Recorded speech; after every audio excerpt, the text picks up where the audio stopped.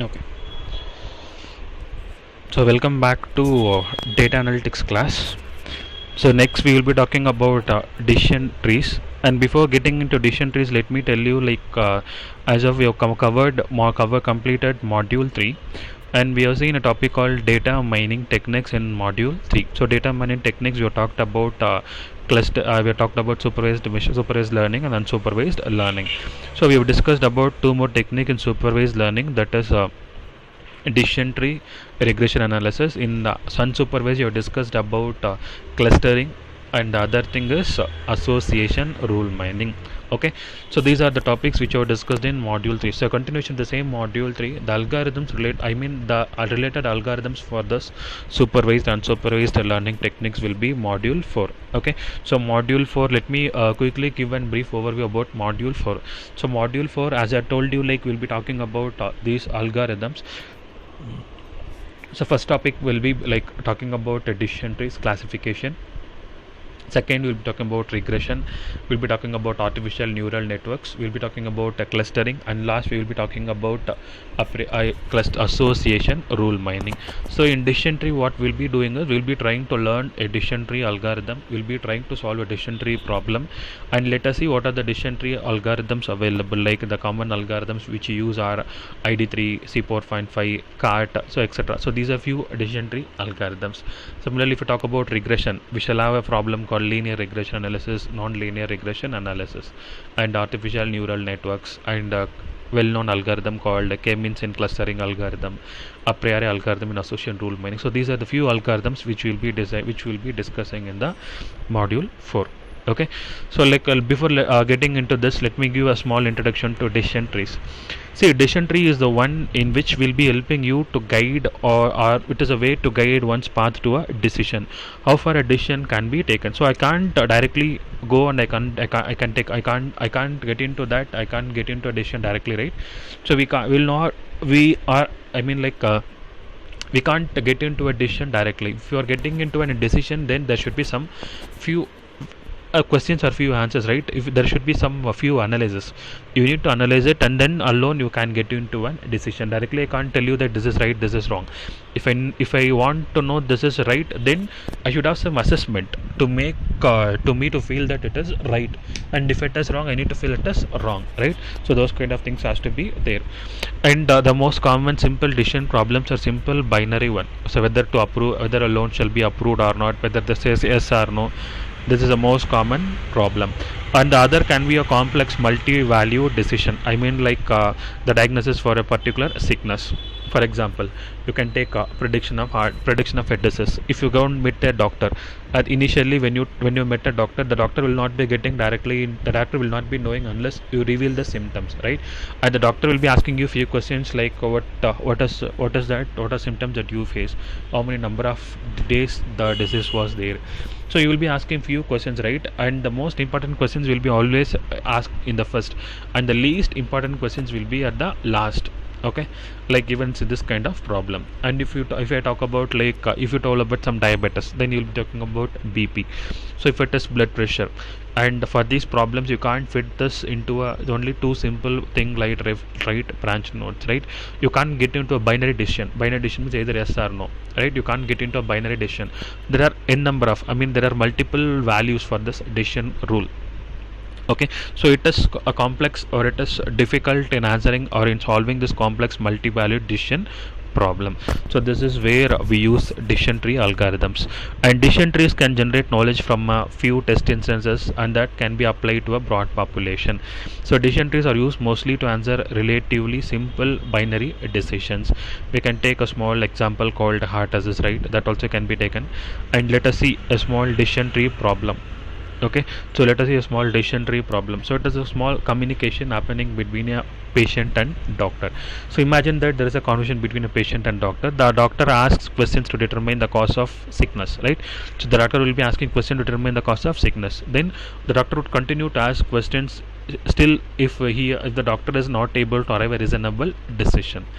And To get a reasonable decisions, he will be analyzing the responses that has been received from the patient.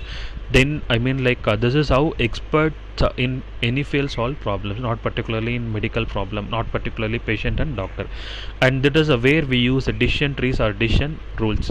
For every question we ask, the potential answer should create separate branches for further questioning.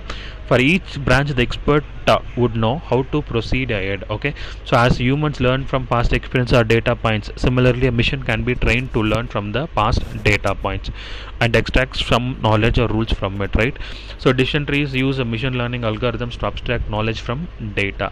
A decision tree would have a predictive accuracy on how often it makes correct decisions, right?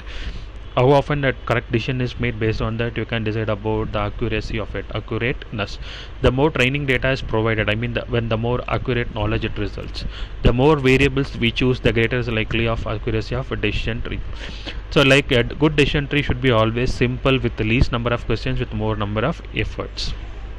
And now let us see this is a small decision tree diagram. It will just a simple, like if I am angry, either yes or no. If I am angry, I need to take a food, else go to sleep. If I am angry, then if I want to take some food, what is how much the amount, what is the money value which is there with me. So based on that I will be taking my food. Okay, either I am going to restaurant, or I am going to place an order, I am going to find out the food. Okay, now so here is an exercise to create a decision tree which helps making decisions about approving an outdoor game to play. Okay, the objective is to predict the play decision based on the given atmospheric conditions there. Okay, the decision is, should the game be allowed or not? That is the decision we should take. So it is the game problem. The decision should make is, should the game be allowed or not. So here if you look into it, it is given outlook, temperature, humidity, windy, play. It's a question mark. So we need to come out this decision and we need to fit either yes or no in this play. That is what the problem which is given for us to solve. Okay, so most probably whenever a decision problem is given, so what is the usual or most common way is, we will be start analyzing the scenarios or the situations has been happened there in the past or not. Is there same kind of problem or same kind of thing has been happened in the past or not? If it is so, if it is there in the past, then it is always better to go with the past solution, so that risk will be reduced. If there is nothing if there is no scenario resulting in the past, then we have to come out with a new solution. And the one thing is, let us start looking up look up the database of past decisions to find the answer and try to come over to an answer. And here is the list of decisions taken in 14 instances of past game situations, right? So you can see 14 instances and you can see decisions out of it. And so as a result, we can't see any instances resulting with our present problem case. There is no results are written into our problem case. So like the advantage of this looking up into the database table is one time, right? So when we start looking when we start looking into the database, we need some time to look into it, right? So the past experience, what is that currently I'm going to do. In some cases even the past experience cannot guide you to get out the decision. That is also the other thing. And searching through the entire past database may be time consuming, so but depending on the number of variables organized in the database. And third will be like, what if the data values are not available for all the variables? So these are few cases. And if this is the case, how to resolve the current construction problem? So a better way of solving the problem may be to abstract the knowledge from the past data into decision tree or rules. Then we can start doing this, solving the problem. So let us start constructing a decision tree for this, right? So a decision tree is hierarchically branched structure. So what should be the first question asked is creating the tree. Okay, so creating the tree, so which element to be determined as a root? So determining root node for the tree. How to determine the root node of a tree? So in this example you have given 4 choices, like what is the outlook, what is the temperature, what is the humidity, and what is the wind speed. And a criterion should be used to evaluate these choices would be like which of these questions gives the most insight about the situation. And another way to look at it would be criteria of simple, that is which question will provide as you the shortest ultimate decision tree. And another way is like allowed to ask only one question, which one can ask. whether what can be the solution simplest one, or other one like making the correct decision with the fewest error, with the less number of errors. So the four questions can now be systematically compared to see which variable by itself will make the most correct decisions. And now let us analyze this. So one should systematically calculate the correctness of the decision based on each question, right? So we need to find out the correct predictions taken for these particular things. So we need to find out the correct predictions taken for this, right? We need to find out the correct and incorrect predictions. Okay, so initially let me take like a start with the sunny value of outlook. So start with the sunny value of outlook, and if I start analyzing this outlook attribute, outlook is resulting in three values. One is sunny, one is overcast, and one is rainy. Okay, so sunny, overcast, rainy. So when the sunny as there are five instances, like there are five instances I can found from the database. In that five instances, I mean the two decision was yes, three decision was no. If the decision rule was that outlook sunny no, then 3 out of 5 decisions would be correct, while 2 out of 5 decisions would be incorrect. So I can write it as there are 2 errors out of 5. So this can be recorded in row 1, I mean 2 out of 5. So in this way I can place errors 2 out of 5 in the row 1. Okay, that is one thing. And second thing, so similarly as I told you, like outlook has the three rules. One is sunny and second one is overcast. Similarly I need to find out the overcast, right? So in this overcast I can find out the 4 instances. Out of the 4, all the 4 instances are resulting in yes, so there is no incorrect decision. So as a result I can conclude that there are 0 errors out of 4, and this can be recorded in the next row. So 0 out of 4, the total error is 0 out of 4. And similarly I can go with the next one called rainy. So as I told you, there are 3 cases like sunny, overcast, rainy. So third one is rainy. If I look into it, I can find 5 instances. Out of 2 are incorrect, 3 are correct. So I can write that 2 by 5. So no, total error is 4 by 14. So similarly, how I have done this, the same similar analysis should be made for all the other 4 variables like temperature, humidity, windy. Okay, so temperature, humidity, and windy. So all these 4 parameters will be holding the same thing. Okay, if I do for temperature, I can get that last at a total I will be getting 5 by 14. For humidity it is 4 by 14, windy it is 5 by 14. Now it is a complete database, it's a complete data set that I get for this, right? And now from this I need to decide the root node, right? The variable that leads to the least number of errors and which would result in most number of correct decisions, that can be taken as the first node. In this error, 2 variables have the least number of errors, and there is a tie between both of them, that is outlook and humidity. And let me see which can be taken as the root node. So this tie can be broken using other criteria called finding the purity of resulting subtrees. If all of the errors are concentrated in a few of the subtrees and some of the branches were completely free of error, then that is preferred from a usability perspective. For example, outlook has one error-free branch for the outcast value, while there is no such pure subclass for humidity variable, right? Thus the tie is broken into favor of outlook. So the decision tree will start using the first node as a outlook. Okay, the decision tree will start the first node as using a outlook. So in this case, when we start doing with the trees, there are 2 things, there are 3 things. So outlook is resulting in one is called sunny. When it is sunny, what is the resulting values? Temperature, humidity, windy. What is the play decision? When it is raining, and when it is overcast, there is no sub branch of it. It is always returning into an S. There is no sub branch out of it. So this is how the sub branch gets false. So it is taking us root nodes. Now we need to determine the next node of the tree. So similar recursive logic, next node of a tree. So in this like attributes, so again temperature, normal, altitude, windy. From this 3 you need to select the next 0 error. So the next 0 error is variable of humidity. So that will be taken as the next zeroing error. Okay, for the rainy branch. And again you can see the outlook. Now the tree is constructed outlook, which is showing with 3 values like sunny, other one is overcast, rain. If it is overcast, then option is yes, 4 out of 0.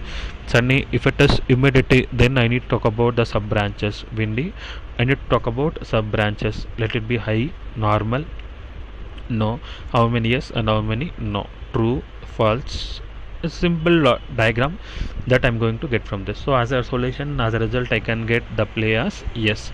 So addition which can be made from this is yes. So when we talk about addition tree, we have three things. First one is splitting the tree. I mean to do first splitting the tree, determining the next node of the tree, and other thing like how to make addition out of it. So these are the three, then whatever then it comes to mind, and the things, the lessons that we made from constructing trees. Okay, so decision tree accuracy of decision tree will be always the level of accuracy will be varying. When you start looking at like a concept called table lookup, it is 100% accurate, and generality applies to all. So decision tree applies to all cases, whereas table lookup applies to only few cases in which you can find a similar case already. And simple, only three variables are needed in decision tree, whereas in lookup we need four variables are needed. Okay, it is easy and it is complicated, and there are few observations that you can see in constructing a tree. Okay, the final decision tree has zero errors in mapping of the prior data if it has predictive accuracy of 100%. But in practical we can't see that the predictive accuracy is 100% in all the possible cases. And second one, the decision tree algorithm selects the minimum number of variables that are needed to solve a problem, and there are some possibilities that we where we should be ignoring or we should be missing with any of the important variables. And third, the all tree is almost symmetric with all branches being of almost similar lengths. And four, it may be possible to increase predictive accuracy by making more subtrees and making the tree longer. And five, a perfectly fitting tree has the danger of overfitting the data. Six, there was a single best tree for this data. And see, and now you can see addition tree algorithm. Like addition tree employs divide conquer method. The data is branched at each node according to certain criteria until all the data is assigned to a leaf node. Okay, so the following is a pseudo code for making decision tree. First, create a node, root node, and assign all the training data to it. Second, select the best splitting attribute according to the considered criteria. Third, add a branch to the root node for each value of the split. Now what you want to do is split the data into mutually exclusive subsets and repeat steps 2 and 3 for every node until you get a leaf node. Then you can stop the problem. So almost like a decision tree algorithms differ on three key elements. So decision tree algorithms are getting differ on three key elements, right? So decision tree algorithms are getting differ on three key elements. One is splitting criteria, other one is stopping criteria, third one is pruning. So in splitting criteria, like in splitting criteria, which variable to use for the first split, and how can we determine the most important variable for the first branch and subsequent even on. And there are many measures like least error, information gain, Gini coefficients. So these are few measurements that can be taken over. The few measures. And third one, like what values to use for the split if the variables has high continuous values such as age, blood pressure, and how can I have value ranges should be used to make bins. And third, how many branches should be allowed for each node. There could be binary trees like just with the 2 nodes, or there can be with 3 nodes. Second, stopping criteria. When to stop the building the tree. There are two major ways to make that determination. Like the tree building could be stopped when a certain depth of the branches have been reached and the tree becomes unreadable after that, right? And third, pruning. I mean, like the tree could be trimmed to make it more balanced and easily usable. Right? The tree could be more balanced and easily usable. It reduces the size of the decision tree by reducing or removing the tree nodes which is not required, right? The symptoms of an overfitted tree for a tree to too deep, like there are the trees are pruned. These are two approaches to avoid overfitting. One is pre-pruning and second one is post-pruning. So pre-pruning means to halt the tree construction yearly when certain criteria are met, that is pre-pruning. Post-pruning, so remove is a branches subtrees from a fully grown tree. This method is commonly used in C4.5 algorithm. The most popular decision tree algorithms are C5, CAT, CHAID. Okay, so we shall see those algorithms, and here you can see a comparison between a decision tree and table lookup. Okay, and next you can see a small decision taken on how the loan has been approved with our decision tree. So if it is yes, if the age is yes, job is true, house is yes, and credit is fair, then almost the loan approved is yes. And you can see all the remain possible cases. This is a small decision tree support diagram.